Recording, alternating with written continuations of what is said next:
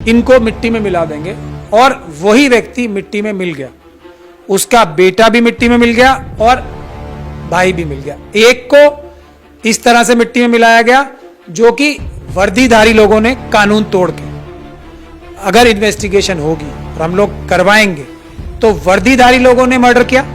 जिस तरीके से मैंने वो एनकाउंटर देखा है वो फर्जी था, 100% फर्जी था।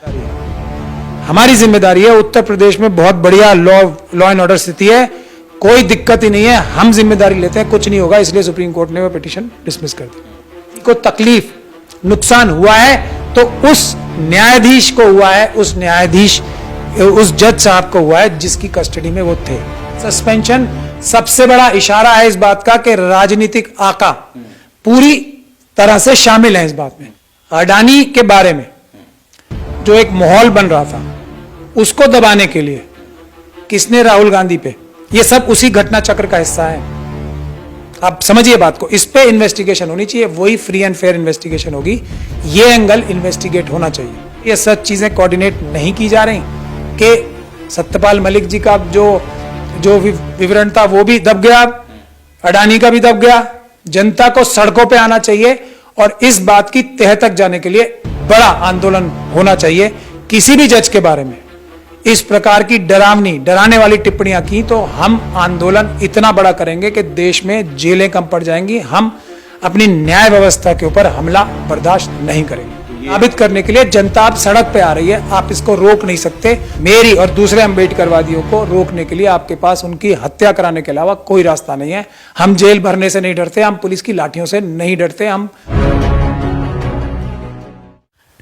देखिए, राजनीतिक उलटफेर में नंबर बढ़ाने के लिए ऐसे कदम का सहारा लिया जा रहा है जो कि कहीं से भी मुनासिब नहीं है। सोचिए कि उत्तर प्रदेश में 5 बार के विधायक और 1 बार के मेंबर ऑफ पार्लियामेंट रहे अतीक अहमद पर क्या गुजरा बीते रात। आपने देखा होगा कि गाड़ी से निकलते ही जय श्री राम के नारे लगे, उसके बाद ताबड़तोड़ फायरिंग। हालांकि इमरजेंसी बैठक बुलाई योगी आदित्यनाथ ने 17 पुलिस कर्मियों को हालांकि सस्पेंड भी किया। देखिए, सुप्रीम कोर्ट एडवोकेट महमूद प्राचा साहब इस वक्त हमारे साथ हैं।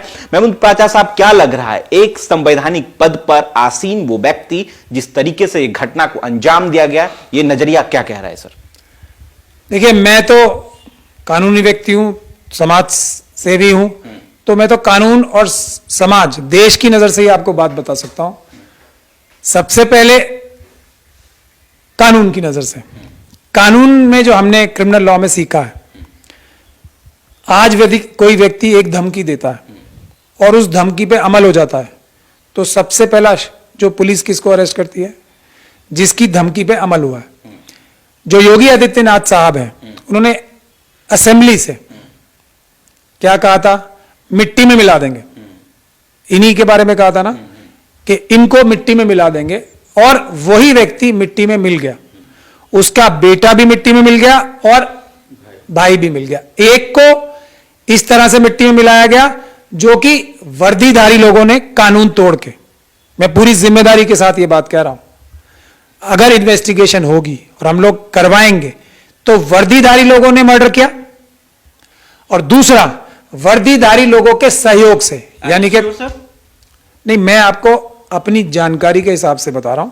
जिस तरीके से मैंने वो एनकाउंटर देखा है वो फर्जी था, 100% फर्जी था।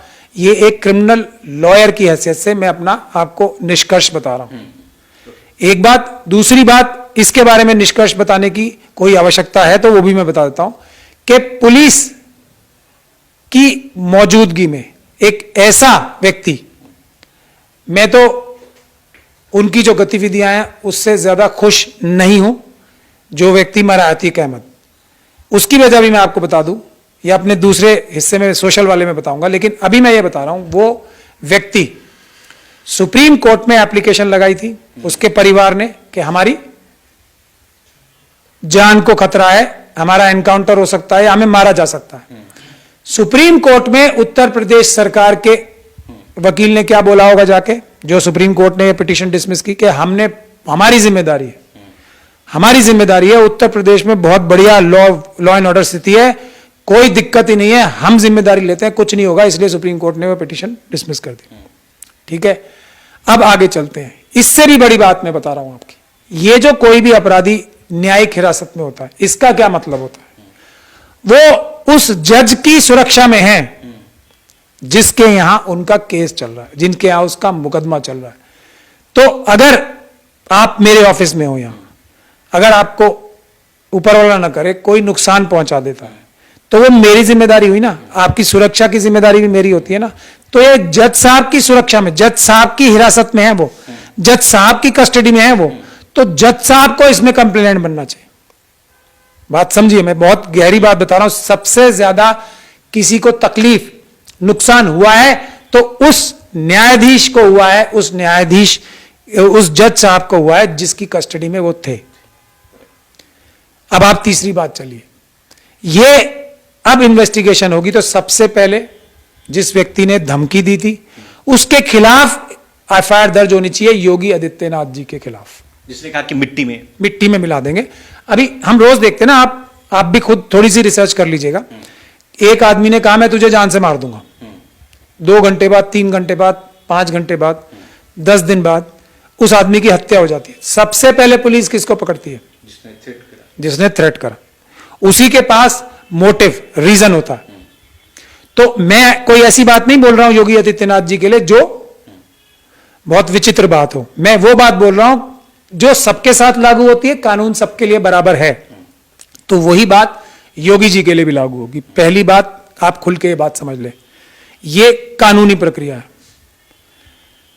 और इन्वेस्टिगेशन होनी चाहिए एक ऐसी एजेंसी से जो ट्रांसपेरेंटली, इंडिपेंडेंट या ट्रांसपेरेंट या फ्री एंड फेयर ट्रायल ही जरूरी नहीं है न्यायिक व्यवस्था में, न्याय की प्रक्रिया में उतना ही जरूरी फ्री एंड फेयर इन्वेस्टिगेशन भी है। वो भी फंडामेंटल राइट है अतीक अहमद की भी फैमिली का, पूरे देश, और जो एक्यूज्ड हैं, जिन्होंने ये हत्या की है, उनका भी फंडामेंटल राइट है कि वो फ्री एंड फेयर इन्वेस्टिगेशन उनके लिए हो।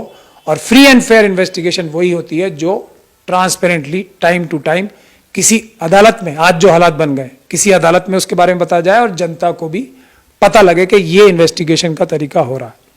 तो ये कानूनी प्रक्रिया थी और फ्री एंड फेयर इन्वेस्टिगेशन होगी तो उसमें क्या क्या राज खुलेंगे, ये मैं आपको एक सोशल एक्टिविस्ट की बात में, और जो मुझे पॉलिटिकल खबरें आती हैं या जो लोग मुझे बताते हैं, इन्वेस्टिगेशन इस बात की होनी चाहिए। अब ये बात क्लियर हो गई है, जब उमेश पाल साहब की हत्या हुई थी, उनके साथ दूसरे लोगों की हत्या हुई थी, मैंने एक बात साफ तौर पे कही थी कि इस तरह की हत्याओं से नहीं, जब ये अतीक के बेटे की हुई थी कि असद की जो हत्या हुई थी या एनकाउंटर हुआ था, एनकाउंटर की शक्ल में जो हत्या हुई थी, तब मैंने ये बात कही थी कि एक तो ये जरूरी है कि एनकाउंटर कानून की किताब में मना क्यों है, उसकी 2 वजह है। एक वजह यह है कि न्याय व्यवस्था से लोगों का विश्वास उठता है, ये लगता है कि, और पब्लिक को ऐसा लगता है कि ये जो हमारी कानून व्यवस्था है वो काफी नहीं, ऐसा ही माहौल बन रहा है ना। तो सिंघम जैसे लोग जो फिल्में भी बनाते हैं, ऐसी फिल्में बनती हैं कि डायरेक्ट जाके शूट कर दिया, और बहुत सारी इस छवि को बहुत अच्छा बताने के लिए बहुत सारी फिल्में तक बनी है और एक ऐसा छवि बना दी जाती है कि ये बड़ी अच्छा काम है। हालांकि इससे ज्यादा नुकसान किसी, जो हमारी न्यायिक व्यवस्था है उसको, देश को लॉन्ग टर्म नुकसान इसी चीज से होता है।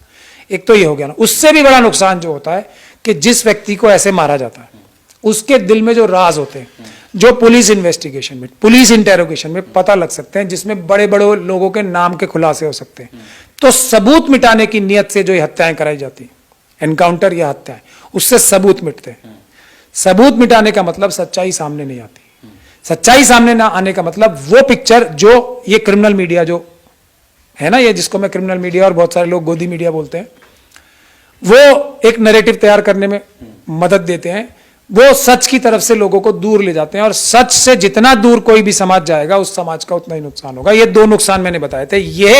अब ये 3 जो हत्याकांड हुए हैं, पहले उमेश पाल का, वो भी विक्टिम था, अतीक अहमद की फैमिली जिस टाइम वो हत्याकांड हो रहा था, जिन लोगों के कहने पे हो रहा था, उसके बारे में जो मेरी खबरें आ रही हैं, इस पे इन्वेस्टिगेशन होनी चाहिए कि बीजेपी के अंदर एक सेंटर का ग्रुप है, एक बहुत बड़े मंत्री हैं सेंटर में, केंद्र में, उनका और योगी जी का 36 का आंकड़ा है पार्टी में इंटरनल, एक इनका ग्रुप हो गया।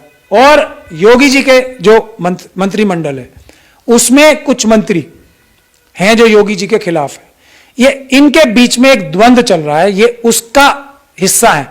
अतीक अहमद ने अगर ये हत्या कराई उमेश पाल की, तो पहले तो लॉ एंड ऑर्डर वहां फेल हुआ। किसकी जिम्मेदारी थी वहां भी कि एक प्रोटेक्टेड विटनेस, जो एक सुरक्षित विटनेस था इतने बड़े हत्याकांड का, उसकी क्या सुरक्षा थी?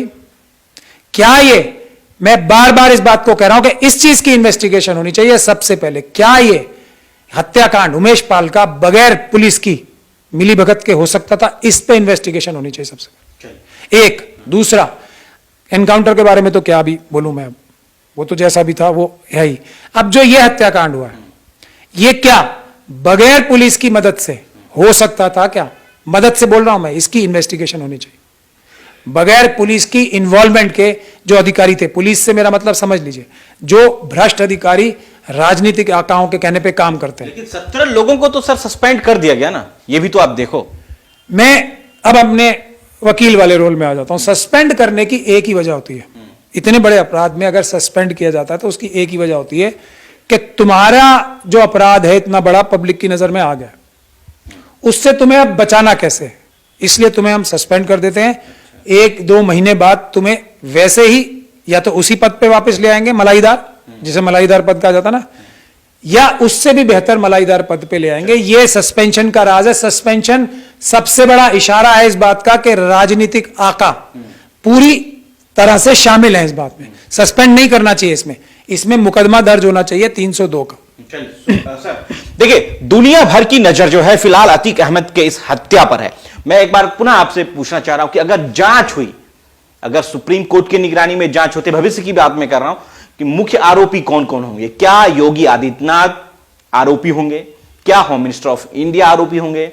वहां के गवर्नर जो है वो आरोपी होंगे? कौन कौन इस न्यायिक जांच की हिरासत में होंगे? सर इतना देखिए, आपराधिक, मैं आपको वही बता सकता हूं जो अपराध का कॉन्सेप्ट है, जो क्रिमिनल ज्यूरिस्प्रूडेंस कहती है। किसी भी घटना चक्र से, अब उसको अपराध, इसमें तो अपराध हो रहा है ना, फायदा किसको होता है? और फायदा, एक मोटिव जो होता है ना, वो अपराधियों को पकड़ने के लिए एक महत्वपूर्ण कड़ी होती है। ये इस पे इन्वेस्टिगेशन होनी चाहिए। किसको फायदा हुआ? अडानी के बारे में जो एक माहौल बन रहा था, उसको दबाने के लिए किसने राहुल गांधी पे, ये सब उसी घटना चक्र का हिस्सा है। आप समझिए बात को, इस पे इन्वेस्टिगेशन होनी चाहिए, वही फ्री एंड फेयर इन्वेस्टिगेशन होगी। ये एंगल इन्वेस्टिगेट होना चाहिए। ये 3-4 एंगल जो बता रहा हूं मैं, कि ये नीचे के जो लोग थे उनको सेंटर और बीजेपी के जो स्टेट की कॉन्ट्रडिक्शंस थे उसमें उसके लिए भी इस्तेमाल हुआ, उनकी बेनिफिट्स हुए। अगर इन्वेस्टिगेशन होगी तो पता लगेगा किसका किसका कौन कौन सा क्या क्या जो टेंडर ठेके ये वो सब चल रहा था, किसने किसको फायदा पहुंचाया, नहीं हुआ, ये इन्वेस्टिगेशन में आना चाहिए, आएगा। दूसरा, अडानी जी की बात दब गई, उसके लिए किसने कोशिश की थी? राहुल गांधी जी के खिलाफ एक इशू बना के मेंबरशिप कैंसिल करा के किसको फायदा हुआ? वो बेनिफिशियरी हैं। उसके बाद ये अतीक अहमद का, उमेश पाल का कांड हुआ, अतीक अहमद का कांड हुआ, उससे ध्यान किसको फायदा पहुंचा? इस ध्यान डाइवर्ट होने से। अभी सत्यपाल मलिक साहब इतना बड़ा खुलासा किया, उससे ध्यान हट गया, किसको फायदा हुआ? ये इन्वेस्टिगेशन का विषय है। ये टीवी चैनल के लोग जो हैं, जो उस नैरेटिव को, एक खास तरह के नैरेटिव को, एक खास तरह के लोग को, जो आरएसएस और बीजेपी है, उसके नैरेटिव को पूरा करने के लिए जो रिपोर्टिंग करते हैं वन साइडेड, एक तरह की, वो किसको फायदा पहुंचा? वो भी अपराधी हैं इसमें। इन्वेस्टिगेशन ठीक होगी तो उनका भी अपराध की जांच होनी चाहिए। तीसरी बात, जो उसके बाद लोग जश्न मना रहे हैं, अब ये टीवी एंकर वगैरह क्या दिखाएंगे, नैरेटिव चेंज कैसे करेंगे इसको? वो उन्हीं जश्न को दिखा के, उसी घटना को, तो ये सभी इन्वेस्टिगेशन होना चाहिए कि क्या ये सभी एक ही इकोसिस्टम का तो हिस्सा नहीं है?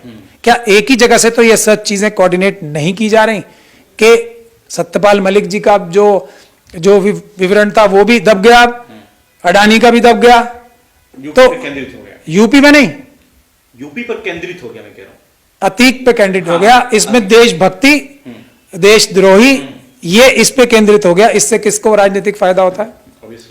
तो बात यह है कि हमारे देश की जनता को यदि देश बचाना है, और सुप्रीम कोर्ट से भी ऊपर देश की जनता की अदालत है, और जनता की अदालत ये कहने की बात नहीं है, देश की जनता ही देश की मालिक है। सबको बचाना, सबको प्रोटेक्ट करना अपने जो पब्लिक सर्वेंट्स हैं, जनता की जिम्मेदारी है। जनता को सड़कों पे आना चाहिए और इस बात की तह तक जाने के लिए बड़ा आंदोलन होना चाहिए। एक सुप्रीम कोर्ट की और न्यायपालिका की आजादी को बचाने के लिए। अभी हमने 2 दिन पहले भी इतना बड़ा मार्च किया था, जिसके लिए हमें अरेस्ट भी किया। हम उस आंदोलन को इससे भी जोड़कर आगे काम करेंगे। यदि न्यायपालिका के ऊपर दबाव बनाना कम नहीं हुआ, अगर एक भी मिनिस्टर ने या कॉन्स्टिट्यूशनल अथॉरिटी पे बैठे हुए या पद पे बैठे हुए व्यक्ति ने अब किसी भी जज के बारे में इस प्रकार की डराने वाली टिप्पणियां की, तो हम आंदोलन इतना बड़ा करेंगे कि देश में जेलें कम पड़ जाएंगी। हम अपनी न्याय व्यवस्था के ऊपर हमला बर्दाश्त नहीं करेंगे। तो ये आप डराने की कोशिश कर रहे हैं या एक बड़ा ऐलानिया है आपकी तरफ से? मैं बताने की कोशिश कर रहा हूं कि जनता जाग रही है। ये भटकाने वाले टीवी एंकर्स के जरिए या आपके नैरेटिव्स, जो आपके ये अलग अलग आपने आरएसएस ने दल बना रखे हैं, उनके नैरेटिव से निकल के सच्चाई और तथ्यों को साबित करने के लिए जनता अब सड़क पे आ रही है। आप इसको रोक नहीं सकते। रोकने का तरीका ऐसा ही एक ही है, ये मैं खुले में बोल रहा हूं। जो आप गोली मरवाने का काम करते हो ना, उसी से हमारी आवाज दब सकती है। लेकिन एक आदमी को आप मेरे जैसे मारोगे, और मैं उससे हट के बात कर रहा हूं क्योंकि मेरी जान को इस जान से बहुत पहले से खतरा है, धमकियां दी जा रही हैं, इससे कोई कनेक्शन नहीं है उसका। मेरी और दूसरे अम्बेडकरवादियों को रोकने के लिए आपके पास उनकी हत्या कराने के अलावा कोई रास्ता नहीं है। हम जेल भरने से नहीं डरते, हम पुलिस की लाठियों से नहीं डरते, हम पक्के अम्बेडकरवादी हैं। देखिए, 14 अप्रैल को महमूद प्राचा साहब, जो सुप्रीम कोर्ट के एडवोकेट भी हैं, उन्होंने एक मार्च निकाला था पटियाला हाउस से लेकर सुप्रीम कोर्ट के बीच, कि वो सुप्रीम कोर्ट पैदल मार्च करके जाएंगे। उनके साथ सैकड़ों लोग थे। मौके पर पुलिस आई, डिटेन किया गया। रोजा इफ्तारी का टाइम चल ही रहा है, आप देख रहे हैं, ईद का टाइम। और उसके बाद उन्हें डिटेन कर पुलिस स्टेशन ले गया। वहां पर वो काफी टाइम तक रुके, उनके साथ तमाम लोग भी थे। तो ये जद्दोजहद का टाइम है। शायद इसीलिए महमूद प्राचा ने कहा एक बड़ा ऐलानिया आंदोलन की तैयारी में जुड़ने की बात कह रहे हैं।